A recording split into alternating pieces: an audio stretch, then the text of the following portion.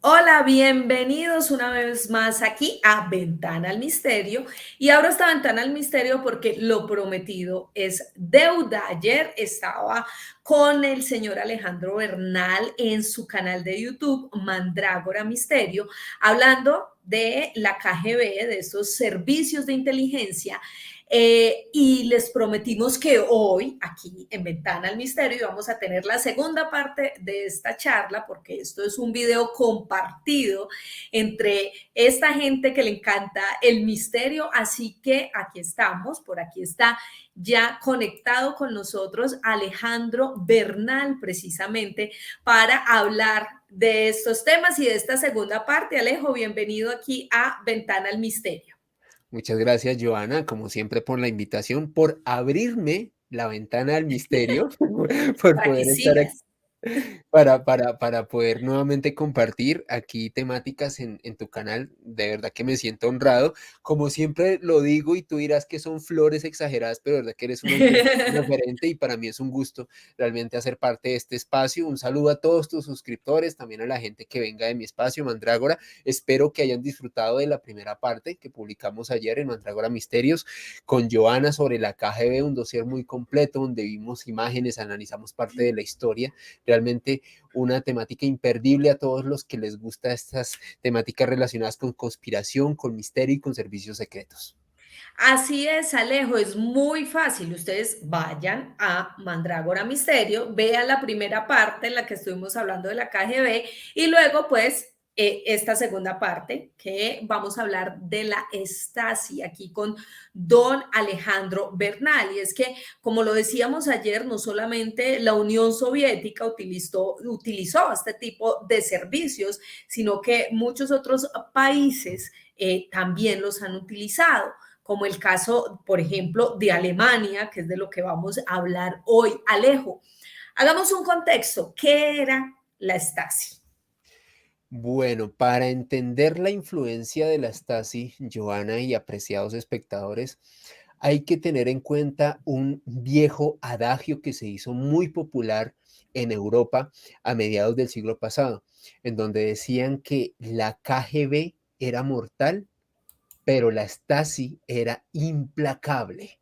Es decir, ya en Europa era muy conocido para todos que realmente este servicio de inteligencia, este servicio secreto de la otrora República Democrática Alemania, alemana, perdón, hay que tener en cuenta que Alemania en ese contexto se había dividido en dos, no era la Alemania que conocemos hoy en día en pleno siglo XX y bueno, a finales del siglo XX cuando se reunificó, sino que después de la Segunda Guerra Mundial, precisamente por los temores bélicos que suscitaba una potencia en ciernes que si bien se había visto muy afectada por la Segunda Guerra Mundial, de todas maneras las potencias hegemónicas como Estados Unidos, Inglaterra, Francia y, por qué no decirlo, ya la Unión Soviética tenían temor de que nuevamente Alemania intentase volver a generar un gran conflicto. Entonces lo que hicieron fue repartirse el país. La parte más cercana al este se llamó la República Democrática Alemana, que tenía una clara influencia comunista, que era en cierto modo manejada y dirigida desde Moscú por la Unión de Repúblicas Socialistas Soviéticas, y la parte más cercana aquí a Occidente, que se conocía como la República Federal Alemana, la RFA, que en este caso tenía una clarísima influencia estadounidense y también británica, en donde básicamente, y quiero que nos pongamos un momento en el contexto de los ciudadanos alemanes de aquel entonces, imagínense ustedes vivir en un país que ha sido partido en dos, en donde en este caso se construye algo que se conoció como el muro de Berlín, que dividió esta capital alemana, la parte del este, funcionaba bajo un sistema comunista de mucha restricción, de mucha austeridad, de bastante control, y la parte más occidental de esa misma ciudad, que no solamente la dividía, sino dividía todo el país, se manejaba bajo un sistema capitalista, un sistema de libre mercado y un sistema que al menos para muchas personas era idílico en aquel entonces. Yo recuerdo mucho, Joana, cuando se habla de esto, una frase de Juanje, un saludo para él, y es que siempre se conoció casos de gente que saltaba de la RDA, es decir, de la República Democrática, a la RFA, nunca en viceversa. Siempre los que estaban bajo el sistema comunista saltaban para el otro lado y no al revés. Sí.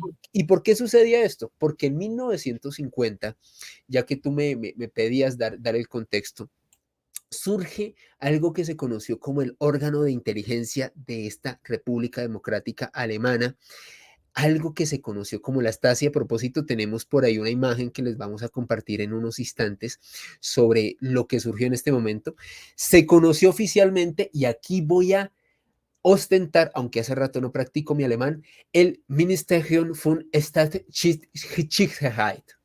Yo sé que usted tiene muy clara la pronunciación alemana, no desde, sí, no, Alejo, es cierto, desde que lo conozco, sé que usted incluso habla un poco alemán. Gracias, señorita. Entonces, ¿qué significa este Ministerium von Staatssicherheit? Era el ministerio de vigilancia que había establecido en este caso la República Democrática Alemana. Y sucede algo muy interesante en este contexto, comienzos de la década de los 50, algo que habíamos mencionado también con Joana en la primera parte de este video: plena Guerra Fría, las dos potencias compitiendo por cuál imponía su sistema ideológico, político y tecnológico. Imagínense, y todo esto se libraba en el mismo país, en este caso en Alemania. Y se comentaba que la Stasi realmente llegó a tener 91.000 empleados. Imagínense la cantidad de agentes que tuvo la Stasi. Se comentaba, de acuerdo a los cronistas y periodistas que pudieron conocer gran parte de los tejemanejes del accionar de esta central de inteligencia, que estos 91.000 empleados eran a tiempo completo. Es más, se decía que una vez hacías parte de la Stasi, casi que tenías que tener disponibilidad 24/7, te podían llamar en cualquier momento, en cualquier instante, para hacerle frente a una contingencia. Y aparte de Claro, esos, porque era conocido como el servicio de inteligencia más efectivo del mundo. exactamente. Calculen la preparación y la disposición que debían tener estos espías o las personas que trabajaban allí. Exactamente, Joana. Y aparte de estos 91.000 empleados de tiempo completo, 24/7, contaba con 180.000 informadores. Joana, esto es una absoluta locura, únicamente en la República Democrática Alemana, que era el eje de influencia de este servicio secreto. Y pasaba algo muy interesante. Funcionó durante casi 40 años y bueno, con el paso de las décadas se fue labrando esa fama de ser realmente implacable.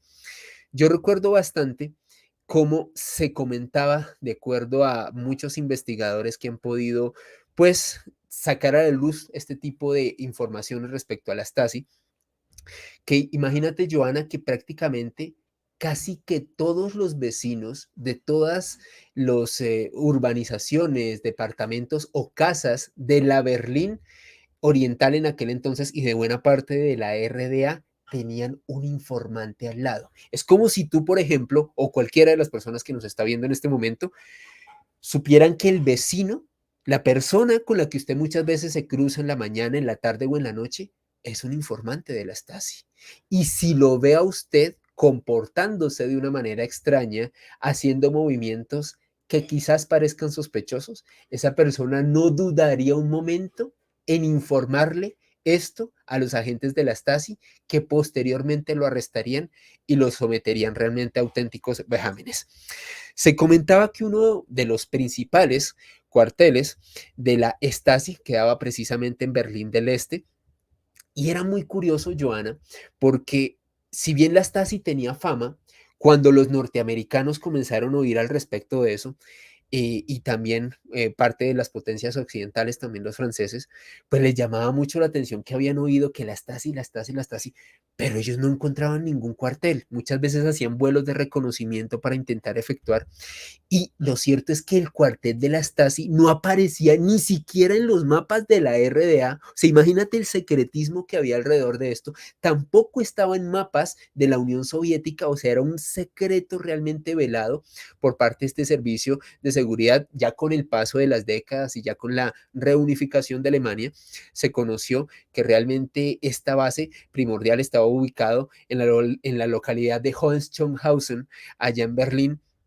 y se comenta que llegó a albergar no solamente en la base central de la Stasi, que también era una prisión, un reclusorio, llegó a albergar a 25.000 prisioneros en un momento. Es una auténtica barbaridad, imagínense, 91 91.000 agentes de tiempo completo, 180.000 informantes en un lugar que no salía en los mapas, donde se llegaron a aprisionar, a torturar y, por qué no decirlo en algunos casos, a ultimar a más de 25.000 ciudadanos alemanes.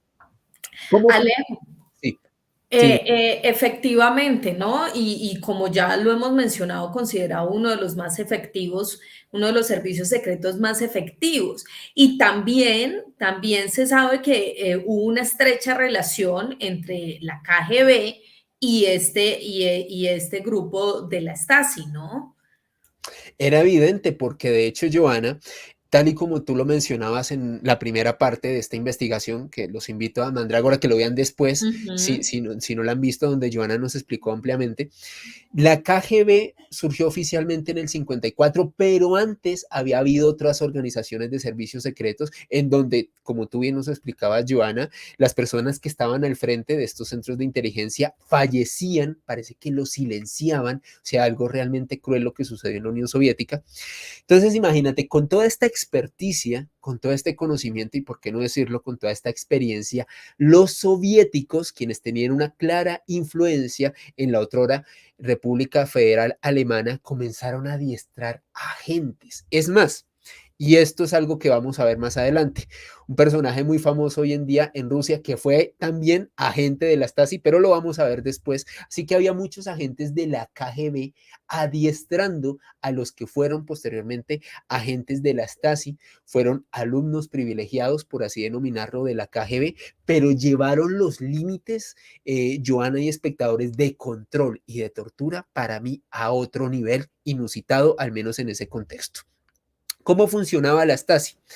Se decía, imagínate esto, Joana, cuando un ciudadano alemán normal que vivía en la República Democrática Alemana, alguien como usted, como Joana o como yo, salía a caminar en la otrora Berlín del Este, solían ver camionetas. Camionetas que aparentemente estaban siendo tripuladas por comerciantes, por vendedores de pescado, personas que intentaban ofrecer sus productos, cuando en realidad las personas que tripulaban estas camionetas, que se conocían como barcas, así se les denominaba oficialmente, los tripulantes de estas barcas eran agentes de la Stasi que estaban vigilando la ciudad en tierra. O sea, imagínate esto, Joana, aparte de tener, imagínate, todo estaba controlado, el teléfono, tus vecinos, sacaban camionetas para ver si veían a alguien haciendo algo raro en la calle. O sea, estamos hablando de un control absoluto. Digamos, hoy en día sería más fácil con estos bichitos, hoy en día sería más fácil hacer eso, pero en esa época era más complicado.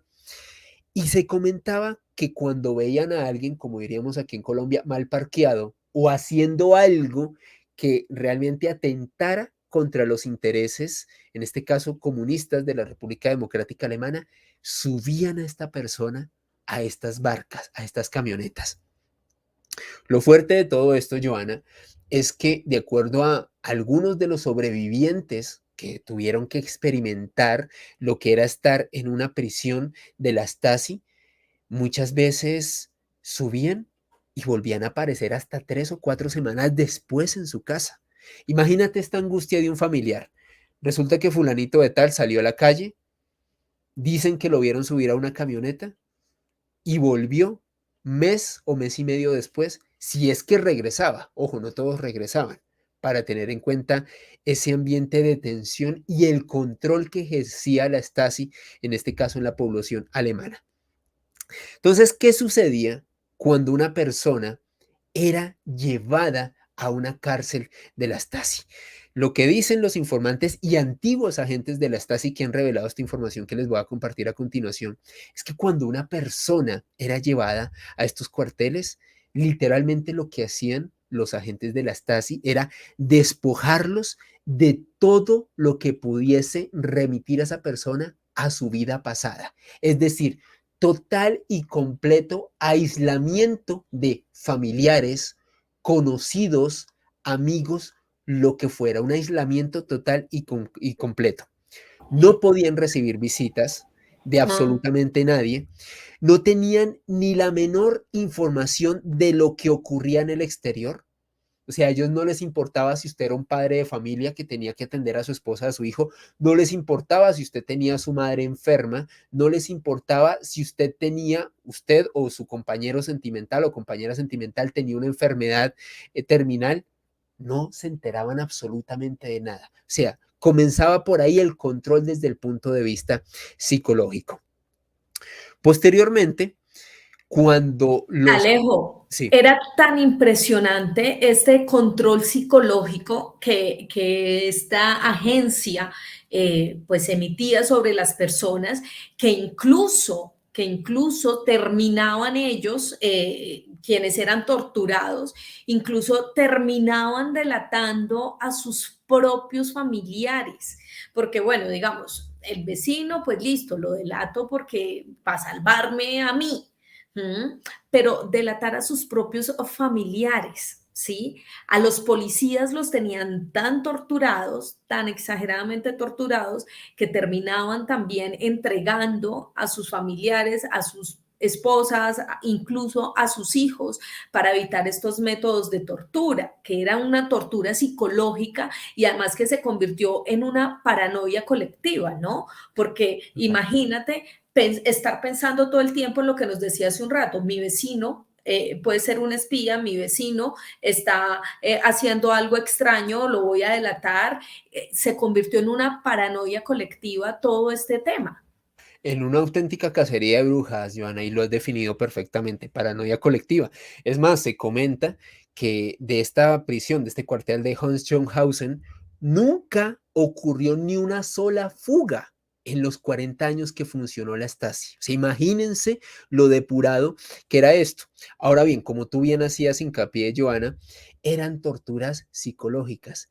¿Y por qué eran unos maestros en esto? Porque al no tener evidencias físicas de un maltrato, perfectamente podían mantener durante el tiempo que quisieran a los reclusos en este lugar y someterlos a auténticos vejámenes. Entonces estábamos en que literalmente le quitaban la oportunidad de comunicarse con cualquier persona de su exterior, no podían hablar con nadie. Y resulta, Joana y espectadores, que cuando una persona era sometida a un interrogatorio, llegaban y preparaban una silla especial que tenía un pañuelo debajo del lugar donde se iba a sentar la persona interrogada. Y obviamente lo que hacían era hacerle preguntas, muchas de ellas muy incómodas, muy incisivas para que intentara darles información o simplemente aclararles qué estaba haciendo. Recuerden, básicamente muchos de los reclusos de la Stasi eran personas del común que simplemente en la calle las vieron haciendo algo raro, las subían a estas barcas, a estas camionetas y los sometían a estas torturas psicológicas. Entonces, una vez esta persona pasaba este interrogatorio, ya se imaginarán el temor. Muchas veces, y esto lo comentan algunos investigadores, los espías, los agentes de la Stasi, coaccionaban a estos testigos diciéndoles que si no les suministraban la información suficiente, sus familiares y conocidos podían sufrir las consecuencias. O sea, imagínate esto, Joana, no es solamente lo que te puede pasar a ti, sino a la gente que quieres en el exterior. Entonces, obviamente esto suscitaba mucha atención. ¿Y qué ocurría con esto? Los agentes de la Stasi utilizaban ese pañuelo porque posteriormente se lo suministraban a un sabueso entrenado para que reconociera el olor de la persona que había sido sometida a ese interrogatorio. Ejemplo, si una persona intentaba escaparse, le reitero, nunca se pudo escapar nadie, pues era muy fácil, le daban el pañuelito de, por ejemplo, Alejandro Bernal a uno de estos sabuesos y el perro lo encontraba en cuestión de minutos. Era imposible escaparse con este método de control. Claro. Al igual que la KGB, y como decíamos con Joana también en la primera parte de esta investigación, siempre se les dejaba con luces encendidas, con una luz realmente resplandeciente que cegaba los ojos de las personas que estaban prisioneras en este tipo de lugares en donde eran sometidos a estos vejámenes. Se decía que cada celda tenía una cama, un colchón, unas mantas y un retrete, un lavabo, un espejo y una silla, un armario y una mesa. Digamos, a diferencia de la KGB, en donde, tal y como lo mencionamos en el anterior dossier, en algunas celdas muy pequeñas se llegaron a aglutinar hasta 42 Ujú. personas. En el caso de la Stasi, las celdas eran casi que personalizadas. Pero entonces pasaba lo siguiente, ¿por qué eran personalizadas? Porque el propósito era el aislamiento. A mí no me sirve torturar a alguien psicológicamente si yo encierro a otra persona ahí para que hable y diga cosas. Yo lo voy a aislar, yo te voy a despersonalizar. Era lo que buscaban los agentes de la Stasi.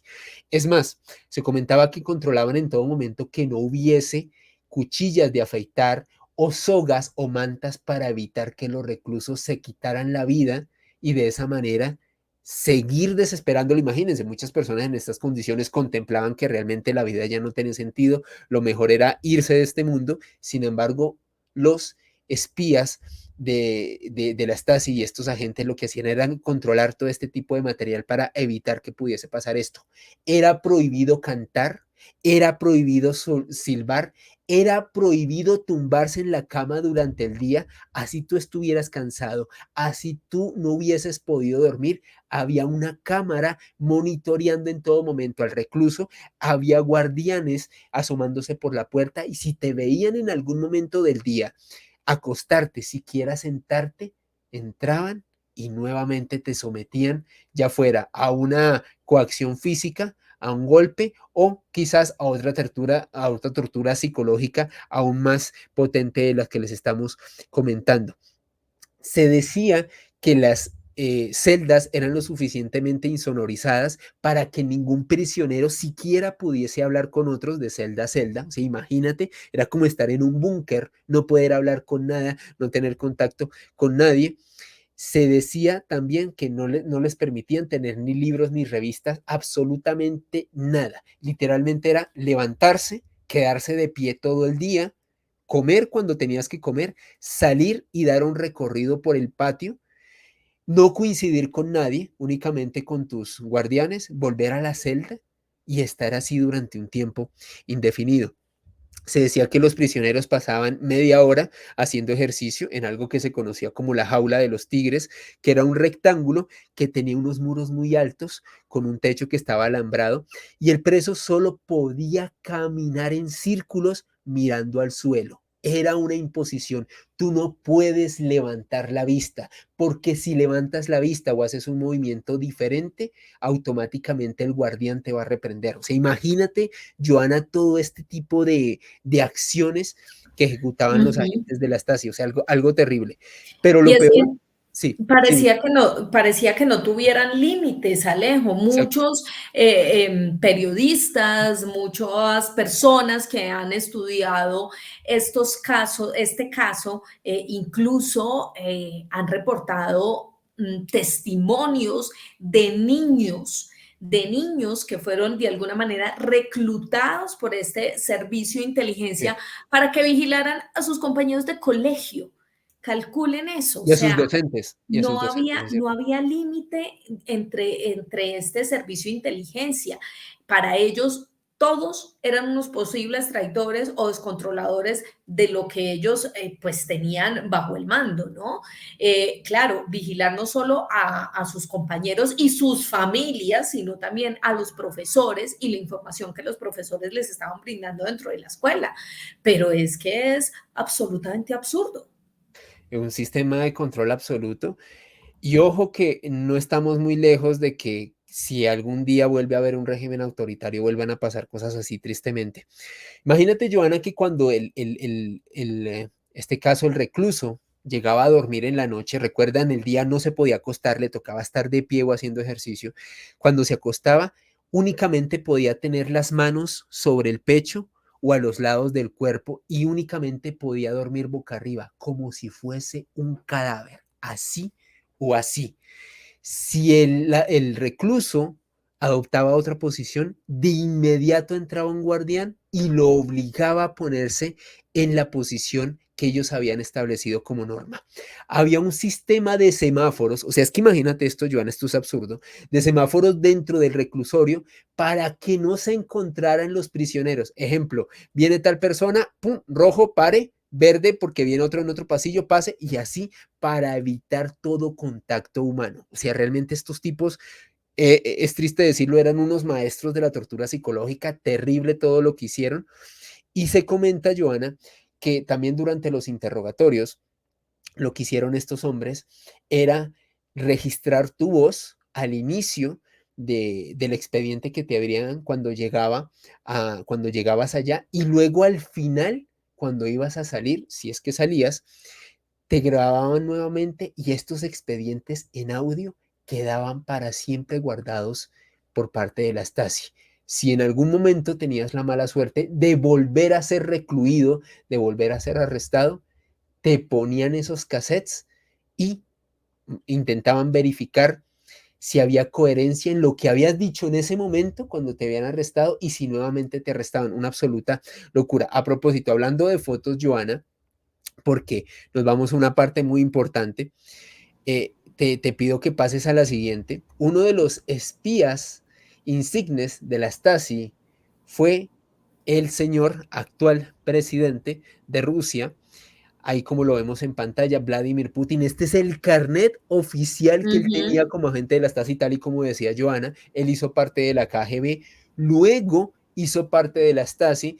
Este hombre prestó servicio en la ciudad de Dresden, allá en Alemania, y se comentaba que fue un agente laureado. Decían que era un tipo que era impresionantemente eficaz para Ujú. realizar espionaje y contraespionaje en esta parte, que fue un hombre que fue en cierto modo el perpetrador del arrestamiento de muchas miles de Ujú. personas en aquel entonces en Alemania, un agente premiado. Pero Sí. volviendo a las fotos, quiero que regreses a la anterior, Joana, porque quiero mostrarles un personaje importantísimo para entender esto. Un hombre que se conoce como Marcus Johannes Wolf, a quien vamos a ver en este momento. Ese hombre que ven Ujú. ahí, Marcus Johannes Wolf, alguien que se conoce como el espía sin rostro, Johanna, o el espía Romeo. Esa es quizás una de las historias más reconocidas o más que reconocidas de las que más se habla y se especula en cuanto a la Stasi. Hay miles de películas y libros en las que se relaciona este personaje que es tan importante en todo este contexto que nos estás haciendo. Exactamente, Johanna. ¿Y por qué este hombre es tan impresionante? Se le decía que era el espía sin rostro porque este hombre prestó su servicio a la Stasi entre 1953 y 1986, es decir, durante 33 años, este hombre fue espía de la Stasi y nunca nadie lo pudo ni identificar ni saber que trabajaba para la Stasi. Realmente era un hombre que tenía una habilidad impresionante, no solamente para recorrer buena parte de la República Democrática Alemana, era un tipo que viajó por todo el mundo. Imagínate, Joana, tú a costa de de la Stasi viajar por todo el mundo y que nadie sepa quién eres tú, cómo te llamas, para quién trabajas, como Esa era dirían la capacidad que tenían ellos, ¿no? exactamente, living la vida loca a costa de la Stasi. Y el tipo era tan hábil, Joana, que decían que cargaba cualquier cantidad de pasaportes con identidades falsas. Nunca se le había visto su rostro, por eso se le dice el espía sin rostro. Nadie conocía su cara hasta que resulta que el 6 de diciembre de 1993, este hombre pues es condenado por el Tribunal Regional Superior de Renania en el norte de Westfalia, en Düsseldorf, allá en Alemania. Lo condenan por alta traición y soborno. Pues este hombre unos años antes literalmente había sido detenido y fue muy gracioso un poco el tema de la detención, porque imagínate, lo detuvieron pero no sabían quién era el tipo. O sea, como que lo agarraron, pero se les hacía raro que el tipo sabía muchas cosas. Y como, oiga, Ajá. ¿y usted por qué sabe tanto? No, pues es que he sido agente de la Stasi durante 33 años, o sea, Y además me he infiltrado muy bien en todo el mundo. Exacto, o sea, conozco todo lo que ustedes han hecho, han deshecho, nombres claves, conexiones, cosas que hacíamos, o sea, una auténtica locura. La historia de Marcus Johannes Wolf, yo creo que da de verdad para hacer un documental, una serie hasta de Netflix, es impresionante. Y el hombre, les reitero, fue condenado por alta traición y soborno. Y ya para culminar esta disertación, Joana, quiero que compartamos la última imagen. Quiero que la vean porque es un dato que a mí me pareció realmente atronador dentro de toda este dossier que estamos desarrollando. Aquí Es, está esta imagen que la verdad, Alejo, cuando me la mostraste no tenía ni idea y me causó bastante curiosidad. pues resulta, Joana y queridos espectadores y suscriptores de Ventana al Misterio, que la persona que ustedes ven ahí, que está siendo en este momento como acompañado por dos jóvenes que están como disfrazados de policías, por así decirlo, es nadie más y nadie menos que Olaf Scholz, el actual primer ministro de Alemania, un hombre que en la década de los 80 había hecho parte de un movimiento de izquierdas, las Juventudes Socialdemócratas Occidentales. Esta foto, a propósito, fue filtrada por parte del diario Bild hace algunos meses y fue un auténtico escándalo en Alemania, porque Scholz y exmiembros de la Stasi corroboran que este hombre fue arrestado y en su momento hizo parte de estos interrogatorios y de estas prácticas, por qué no decirlo, inhumanas de la Stasi. El actual presidente, por así decirlo, de Alemania, el primer ministro, la figura política más importante, un hombre que conoció a la Stasi muy de cerca, pero no por ser agente como Vladimir Putin, sino por haber sido un prisionero de este servicio secreto. Yo, de hecho, Joana, cuando vi esto, yo dije, wow, o sea, tengo que mostrar esta foto. No, no, yo tampoco conocía esta Claro. historia, me parece impactante. Y bueno, y realmente eso demuestra, Joana, que nadie estaba libre Ujú, del yugo de la ujú, Stasi. Cualquier persona, literalmente ujú. cualquier ciudadano de la República Democrática Alemana podía caer en los tentáculos de la implacable Stasi.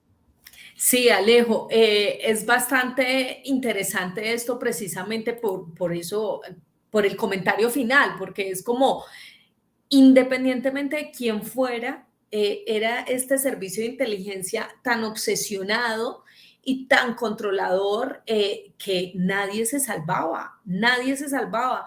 Sus mismos espías eran vigilados, controlados, amenazados incluso, ¿no?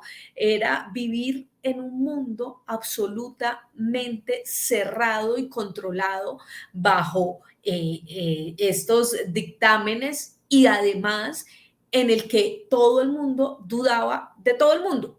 ¿Mm? Es Exactamente. impresionante.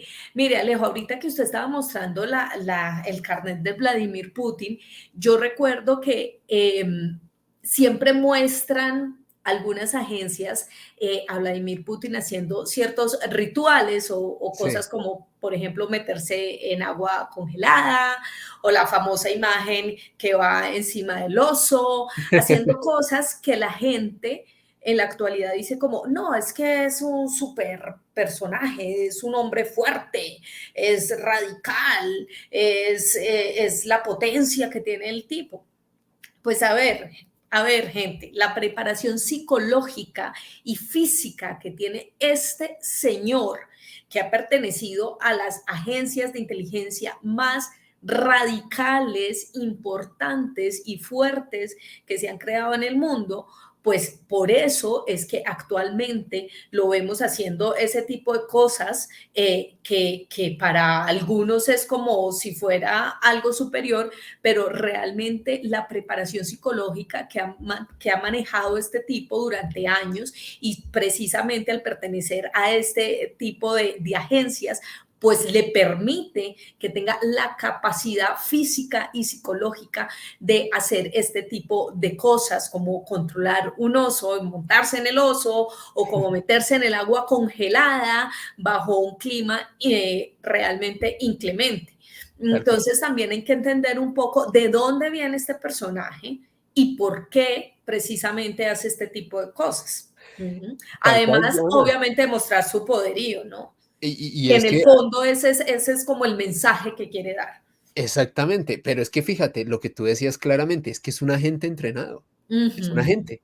Y como un agente entrenado, entiende muy bien cómo dar un mensaje desde el punto de vista psicológico para proyectar una imagen de poder, una imagen imponente. De hecho, hay una tira cómica que me moría de ganas por conseguir. Lamentablemente ya no se puede por el tema del conflicto que está ocurriendo, que se llamaba Super Putin.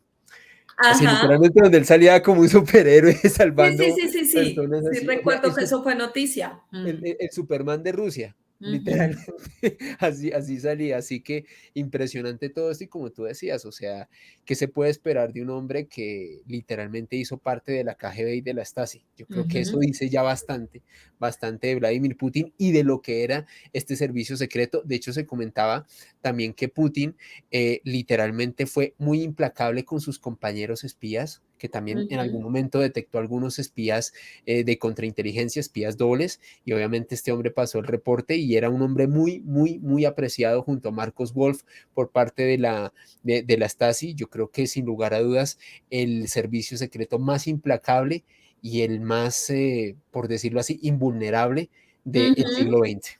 Alejo, y digamos que cae o se termina esta agencia precisamente con la caída del muro de Berlín. Exactamente. Pero como lo comentábamos, digamos que en el video anterior, que lo pueden encontrar en Mandrágora Misterios, eh, digamos que la KGB se transformó.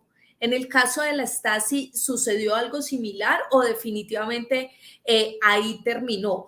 Porque lo cierto es que hay muy poca información sobre la Stasi, porque casi que todos los documentos relacionados con esta agencia fueron quemados, desaparecidos, dañados, y es muy poca la información que se tiene al respecto.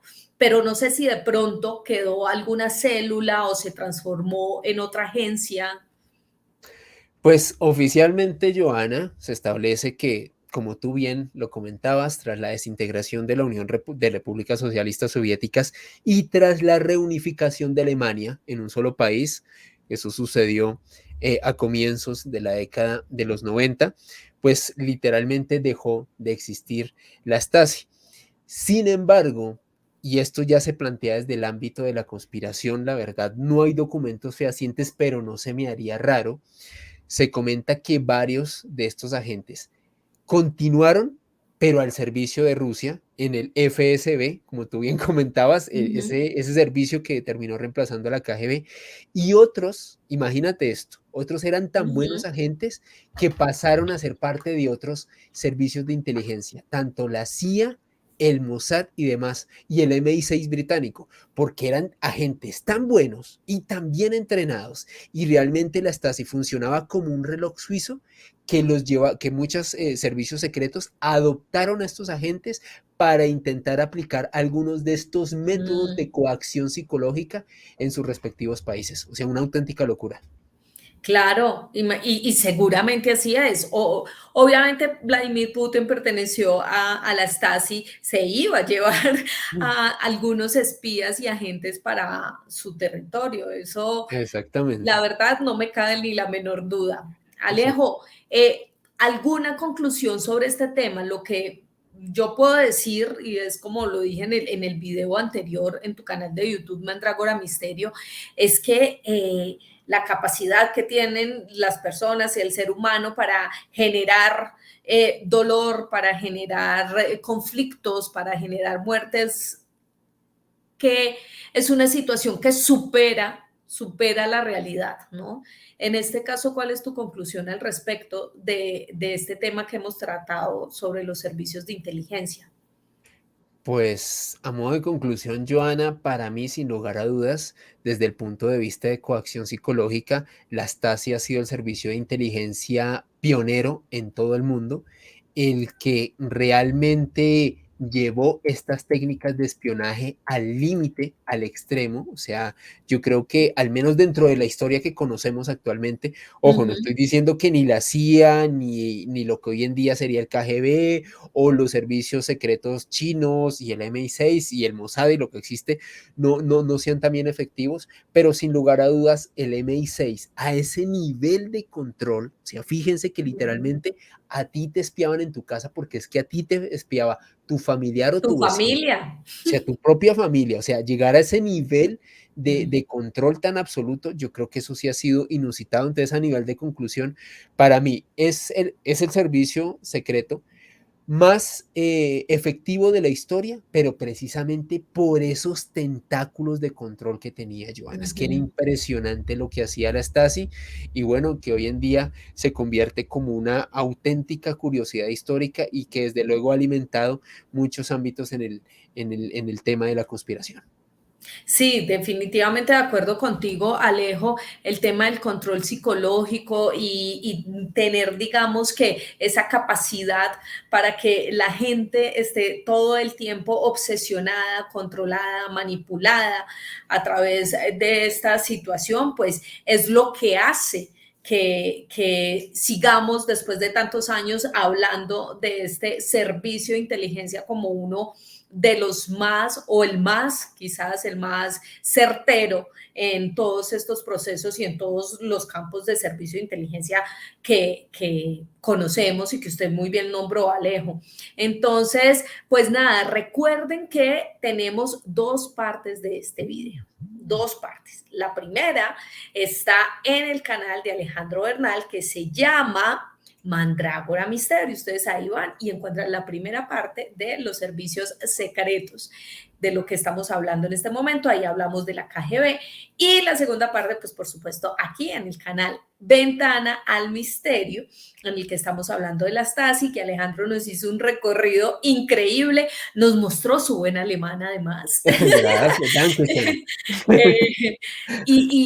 Pues nada, esto también es misterio, porque la historia hace parte de eso, porque entender la mente humana, entender la maldad humana, entender la capacidad que tienen para controlarnos, pues también realmente hace parte de estos temas que tanto nos apasionan en el periodismo de misterio, Alejo.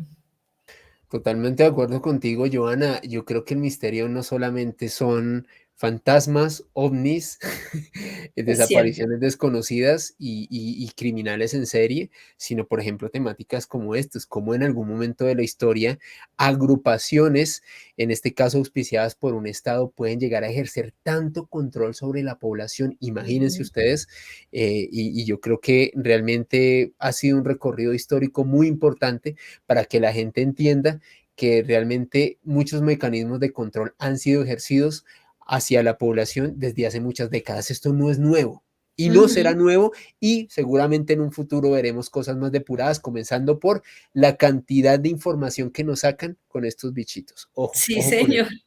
Es verdad, es verdad. Con el paso del tiempo vamos evolucionando, van evolucionando las maneras en las que nos controlan, así que seguramente en algunos años estaremos hablando de otros métodos de control. Ya saben, Alejo, recordemos tus redes sociales para que la gente que está ahí conectada te siga también.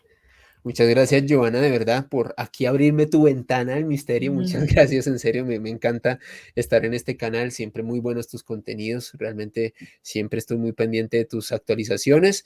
A mí me pueden seguir en redes sociales, en Twitter, Instagram y TikTok, en @alebernalpress con doble S, ahí como Giovanna lo puso en pantalla. Y si les gusta mi trabajo, los invito a que se suscriban a Mandrágora Misterios, que es un espacio donde también hablo sobre misterios de la historia, mucho del fenómeno ovni, analizando videos, investigaciones recientes y demás, también curiosidades históricas, nuevas fronteras de la ciencia, una temática muy variada, pero como siempre decimos con Joana, el gran espectro, la gran gama de temáticas que hacen parte del misterio.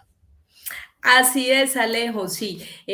Como también se los he dicho en otras ocasiones, pues todos tenemos una manera diferente de contar estos temas que tanto nos apasionan, así que bienvenidos a Mandragora Misterio, bienvenidos a Ventana al Misterio y a todos los programas que ustedes quieran ver al respecto.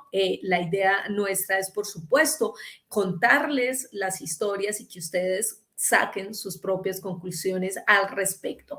Por hoy, pues hemos terminado, señores, este video hablando de los servicios secretos, esta colaboración junto a Alejandro Bernal, que también tiene la primera parte en Mandrágora Misterio. Cerramos por hoy esta ventana al misterio.